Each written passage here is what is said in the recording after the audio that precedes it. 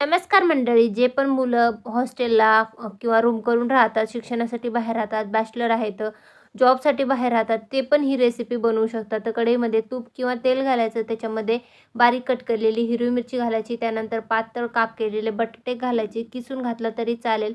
आलटी-पलटी करून छान असं फ्राय करून घ्यायचं. त्यानंतर रात्रभर भिजत घातलेला साबुदाणा घालायचा. 4 ते 5 तास तुम्हाला कमीत कमी साबुदाणा छान असा भिजवावा लागतो.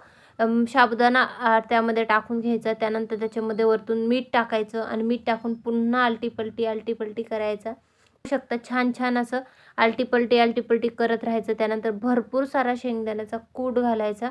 भरपूर सारा शेंगदाण्याचा कूट घातल्यानंतर पुन्हा आलटी-पलटी करायचं. हे जी रेसिपी आहे ना, तर ती तुम्ही नाश्त्यामध्ये बनवू शकता. बॅचलर मुलं असाल, कोणीही सहजपणे बनवल असा हा सोपा साधा साबुदाणा खिचडीचा रेसिपीचा व्हिडिओ होता. व्हिडिओ आवडला असेल तर लाईक करा व नवनवीन व्हिडिओ पाहण्यासाठी चॅनल